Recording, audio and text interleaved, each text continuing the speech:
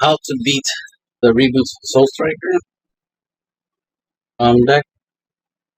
For me, ironically, it's more about the leader, less of the deck itself. It's just you know, blue good cards, right? But at the same time, they are using some Boujack cards. So yes, like Boujack package is like pretty cool. Nice to see that the Boujack cards are being used, right? Which is always cool to see people playing different things, trying different things. But the deck is still just good cards.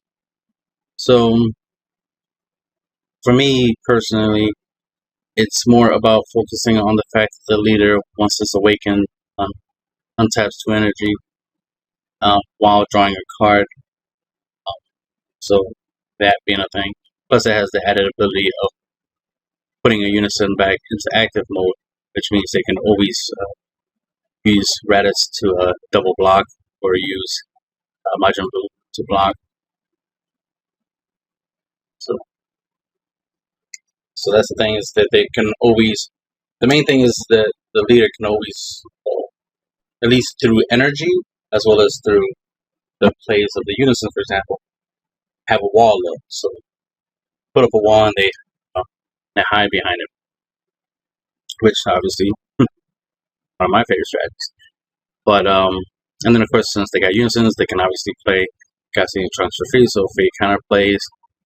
Senzumin helps them untap more energy, on top of the fact that the leader already untaps energy. Even this unison, Raditz also has the ability to untap energy if you use this -2 ability. There's a lot of energy manipulation, and which means they can go on the offense, obviously, right? Play cards and make plays, but they can still defend because they still have energy to defend with. So to me, it's always the main focus is energy untapped, because I'm always waiting for my opponent to be tapped out for me to try to take advantage of that situation, because it's a more optimal situation to be in, trying to attack, deal your opponent damage, which is the ultimate goal, is to deal damage, right? When they're tapped out, because that means there's less possibility of a negate being played, right? Less possibility of active battle cards being played, by actually paying energy. Less likely your opponent can pay 1 energy to combo a card that has 10k combo pound. So it's like having extra super combos, right? So I always look for my for opportunities when my opponent's tapped out to take advantage of making plays and doing as much damage as I can. The thing but Soul Striker makes that difficult because of the fact that it cannot untap energy, so it makes it harder to get those tapped out opportunities. And since I rely on those tapped out opportunities, that's why this leader has always been one of my faves. I'm a fan, but at the same time, so not a fan. just because of that factor, the untapping 2 energy. You can think about most leaders, in order to untap 2 energies, they have to awaken, which means they can only do that once. This leader does it over and over and over. On the front side, it untaps 1 energy, or draw a card, whichever one you choose. Then, when you awaken, you draw 2 cards. Like, its awaken ability is to draw cards, not to untap energy. But it's a regular effect is to untap energy, and then when it's awakened, it draws a card and untaps it. Again, big fan. Love how broken this leader is.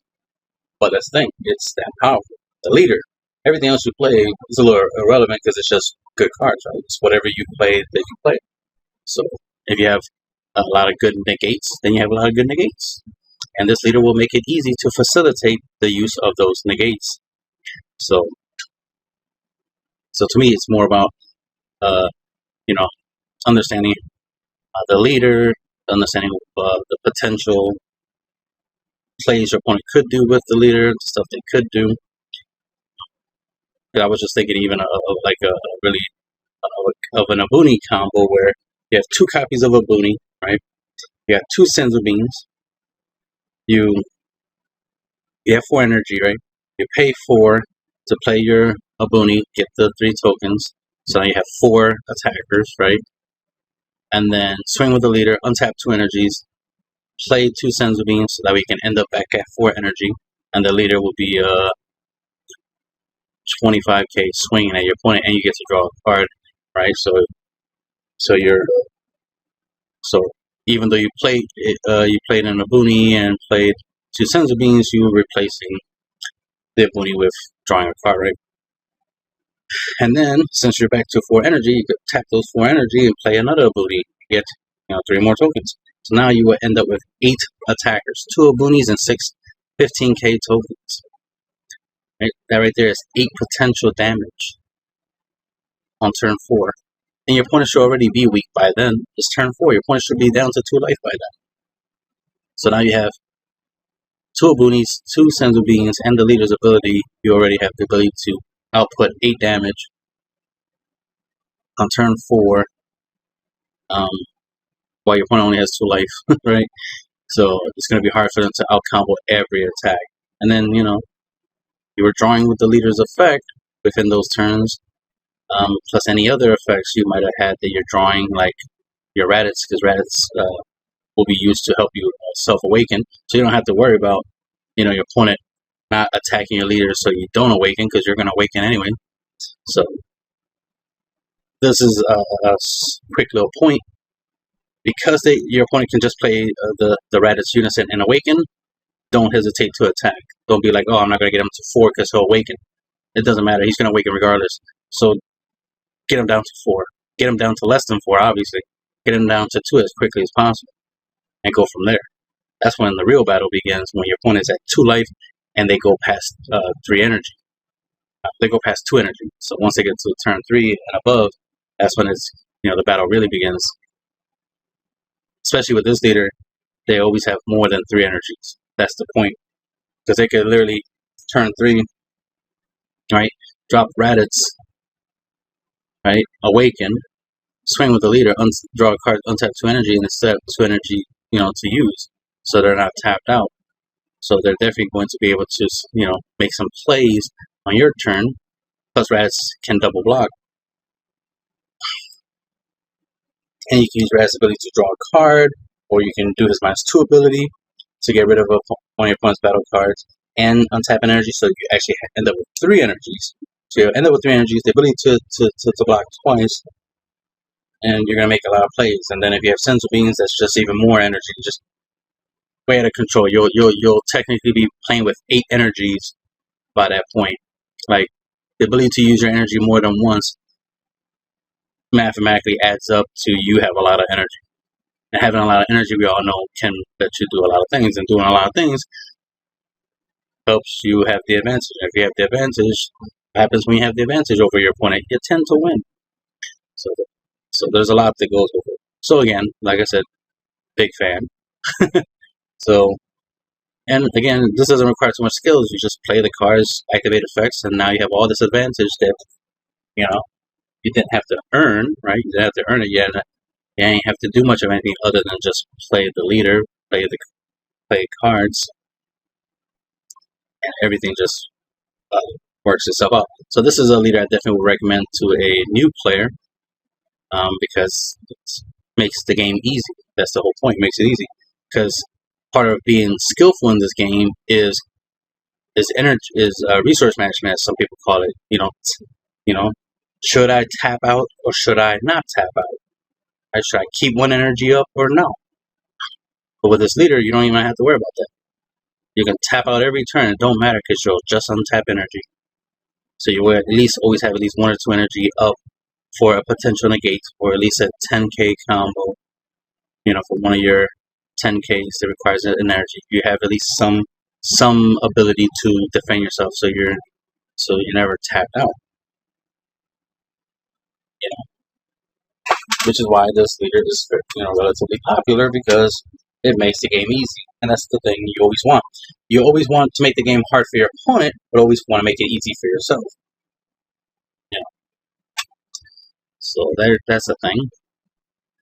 All right, so most of the stuff I don't care much for. Like God Sealing Trunks, you always have to keep an eye out for that.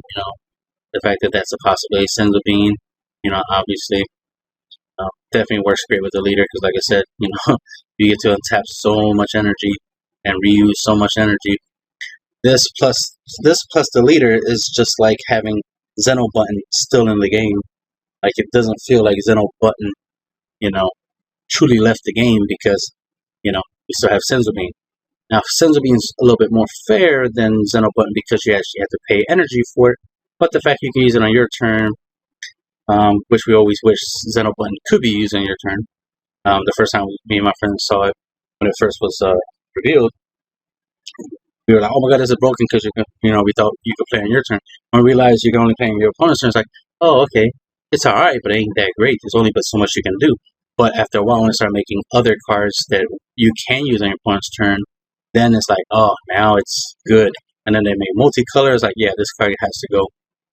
It wasn't that great when it first came out, but it only gets better over time. So it's like it had to go.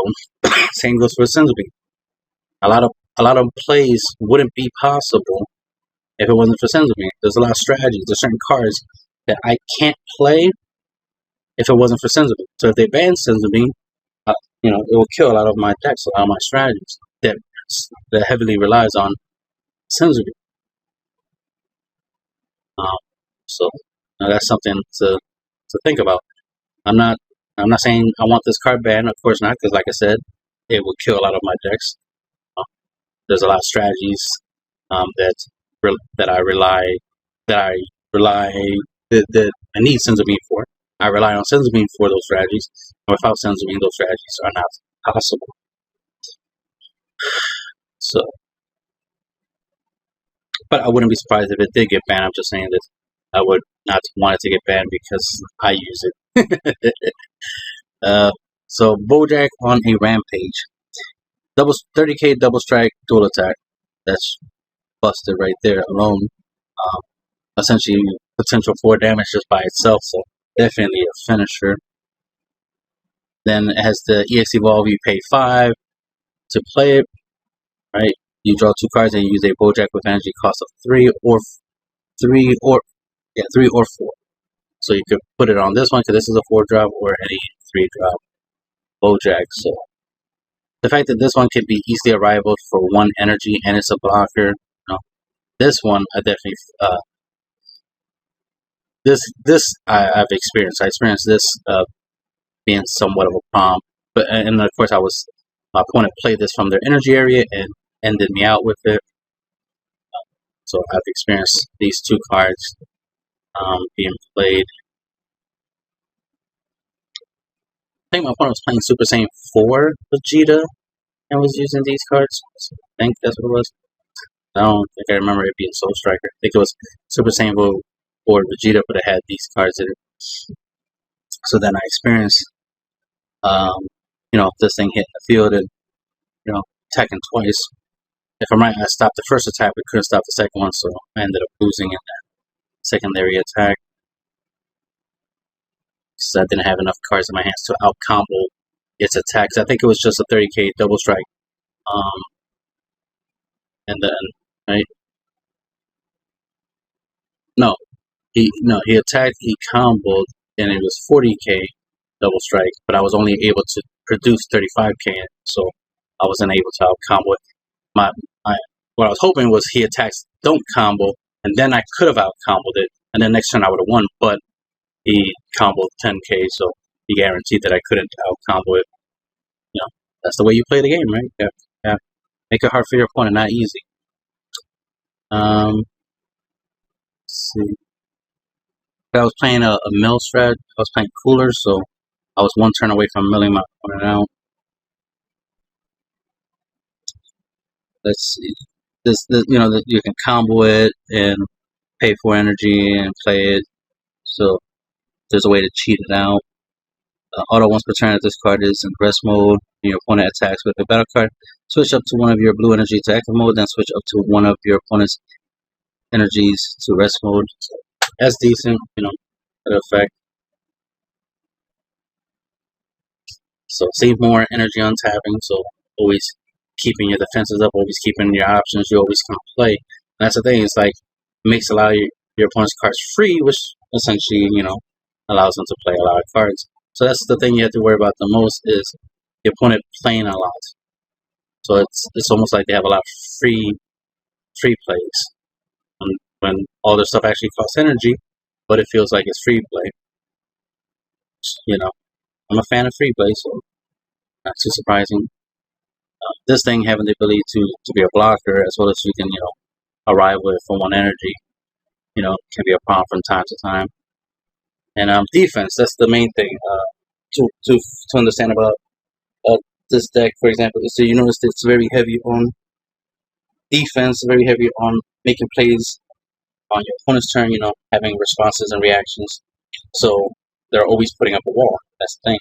They're walling. Since they're walling up, that always increases their chances of survival, which means they always get an extra turn. You know how we say an extra turn means extra potential for damage, extra chances to win. And this deck is really good at getting those extra chances, those extra turns. So you don't want them to do that. That's why the first 2 turns you gotta do at least 4 more damage. Turn 1, turn 2, you gotta do as much damage as you can. That's where Champa comes in. Gotta have it. Whether you side it or main it, whatever. I obviously main it. Champa either bring Kai or leader the double strikes or something. You gotta start. You gotta deal the first 2 turns. You gotta deal that damage. That's what. There's some leaders that actually come with double strike. I'm like, that's busted. Leaders with double strike. Oh my god, that makes the game so easy because you guarantee turn 1 you get double strike. Turn 2 you get double strike. The fact that you can swing with the leader double strike, right? Play a Saiyan Kaba and double strike again. The fact you could do 4 damage on turn 1 just because of the leader and a Saiyan Kaba. Think about how busted that is. Or the leader has double strike, you play bodyguard Legic or play a battle card for free, right? Swing with it, tap 1 energy, play a Champa, double strike that battle card. Now you have double strike from the leader, double strike from the card that you Champa, 4 damage turn 1. The fact that you can easily do that, and you should be doing that if you're a good player. So that's what I do. I always try to do at least 2 to 4 damage turn 1 if possible. I definitely take advantage of a Champa and leader swing on turn 1. I definitely at least try to do that. But you could potentially do 4 damage on turn 1, so you should always try. And then from there, it's just and never worry about your opponent waking. That's another pro tip, right? From my years of experience, don't complain that your opponent awakened before you. You want to awaken after them anyway. You get more advantages awakening after them, especially if you have a leader that untaps energy when they awaken. You want to awaken second. You don't want to awaken first. Let them awaken first. Let them waste their stuff early. That way they don't have their awaken ability late game. Awakening late game is better than awakening early game. Maybe there's like 3 leaders where it's better to awaken early, but every other leader is better to awaken late game. Turn 3, turn 4 is usually the best time. Especially if you're an untapped 2 energy leader, you definitely want to save that untapped 2 energy for turn 3 or turn 4. Especially if you have to consider the idea of untapping 2 energies can be used for Topo, right? You can use it to untap, untapping 2 energies so you can use it on Topo. Even if your leader only untaps 1 energy, right? That could be for a negate. That could be used for a Senzu being, right? An active battle. So you want to save that awakening for late game because it could literally save your life. Like it could literally give you an extra turn so you can win on the clap path. Always try to get that extra turn. Too many people try to, use their awaken too early. So don't be afraid to awaken your opponent. Especially with Soul Striker, they're gonna awaken anyway. So don't worry about not dealing them, 4 damage. No, deal them 4, deal them 6, deal them 8. Win, right? So go in as hard as possible. And since this deck is gonna be very defensive, right? He's gonna put up blockers and negates and try to stop every attack. You want to be able to do multiple attacks. You want to be able to sneak in as much damage as possible. Can't rely on every attack going through, so you got to sneak in. That's where the Chomper come in, sneak in 2 damage through a leader swing or some other swing. Right, overrealm. Take advantage of that. Get that extra attack in there that you then pay energy for. Think about your opponent is playing a lot of their stuff for free, essentially. Right, they're playing a lot of cards you need to play a lot of cards. So playing stuff like overwhelm and stuff that you can play for free is always useful, or stuff you can play for cheap. You know, gives you a fighting chance because you're trying to match energy as well, right? You're trying to, if they're playing a lot of their cards for less energy or reusing their energy to play multiple copies of cards, you need to be able to play multiple copies, right? So match their play style. They play a lot of cards. You should play a lot of cards. I'm getting multiple attacks. So I have some couple examples of some good generic cards that have dual attack. So anything that has dual attack is always good. Anything that has dual attack and double strike is always good. Like this, son of a gun right here. Obviously he's good because he's double strike and dual attack. So you want to damage your opponent as much as possible. Get them down to 2. Try to finish them off. And having multiple attacks so you can, chip away at their life is very important. Chip away at their defense, because that's the main thing, is that this deck is going to be very defensive, like most decks that, because blue is a very defensive color, you need to be able to break through that defense, right? Be able to punch through it multiple times. One hit is not enough. So something like this, Super Saiyan 4 Water Fighting Against Fate is a really good card. It's a 25k body, so it's already going to put your opponent in a position where, in order to out-combo, they'll need 15k worth of combo power to try to out-combo it, but you can always make it stronger, obviously, to make it hard for them to out-combo it. Plus, it attacks twice, so they have to do 15k more than once.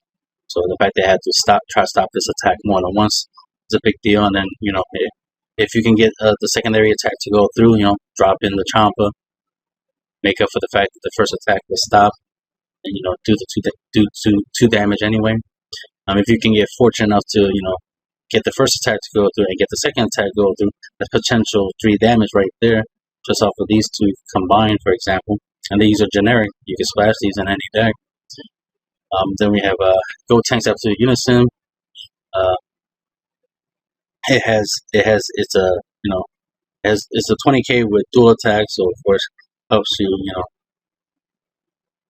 try to break through your opponent's defense, try to get them to waste their blockers.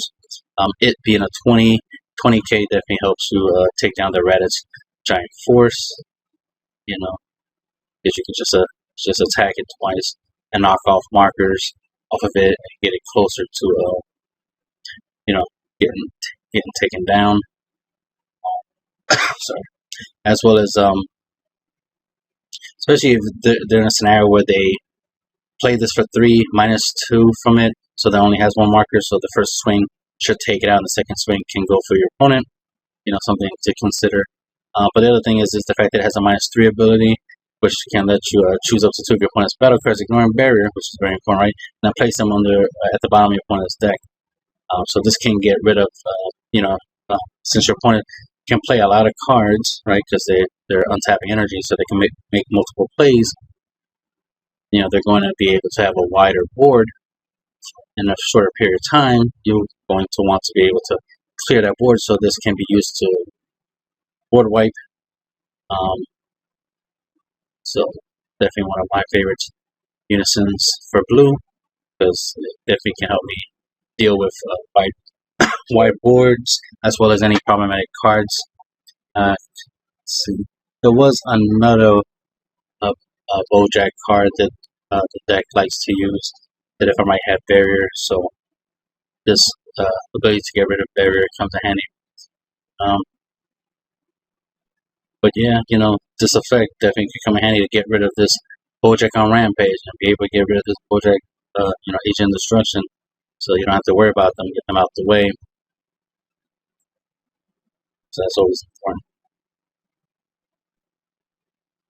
And then, of course, if you have your own God Sealing Trunks, you can take advantage of that, right? God Seal your opponent's plays. They have Baby Hatchiac, obviously a good card to use, so you gotta keep that in mind. Always expect a Baby Hatchiac play. So try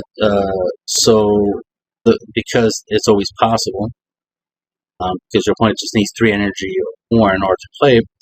Keep track of their their energy, because they could be tapped out. They could have they could be tapped out, right?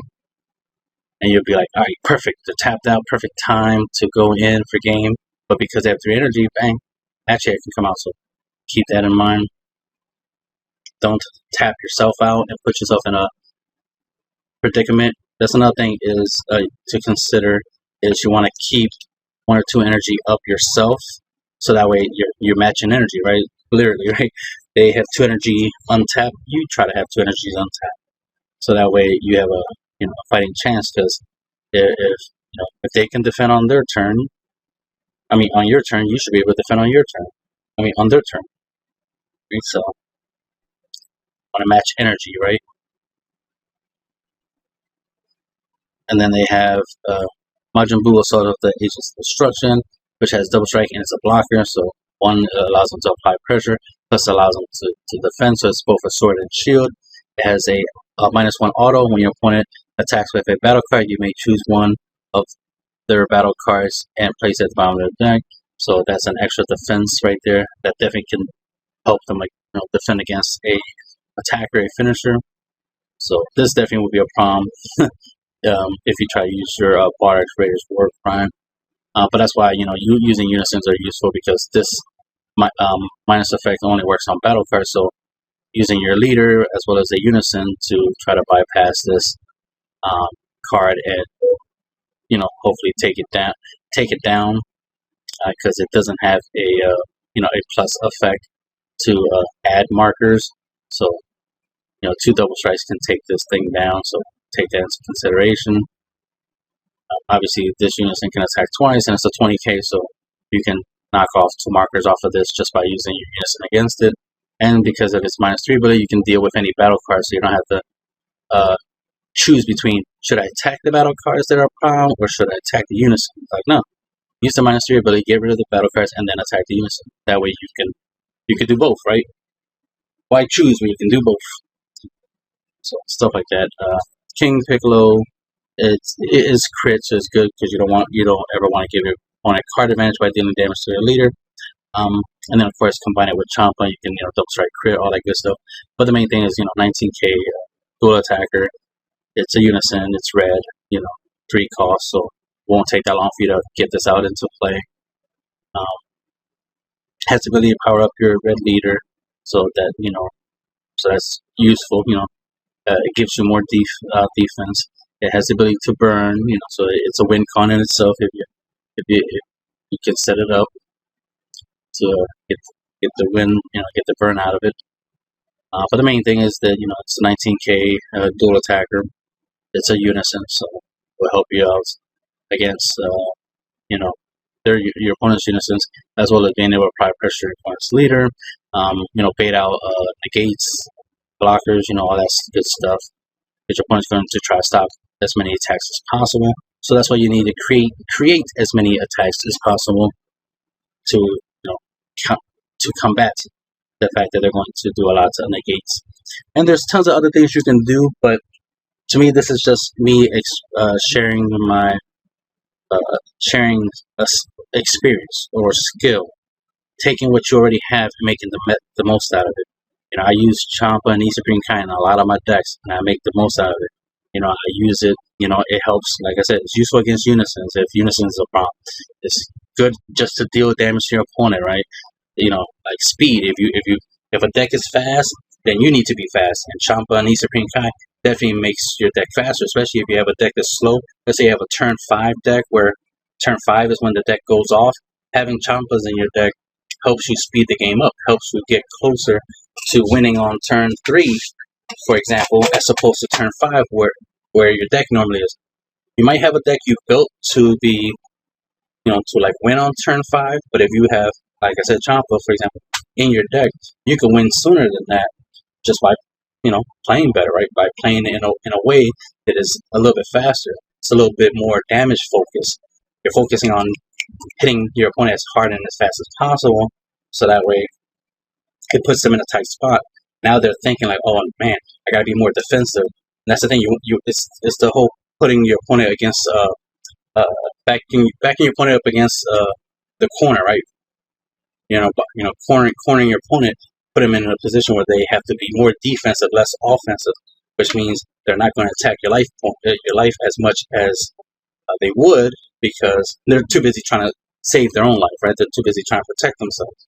So you want to put them in a position where they're using as much of their defense as possible to try to survive your onslaught.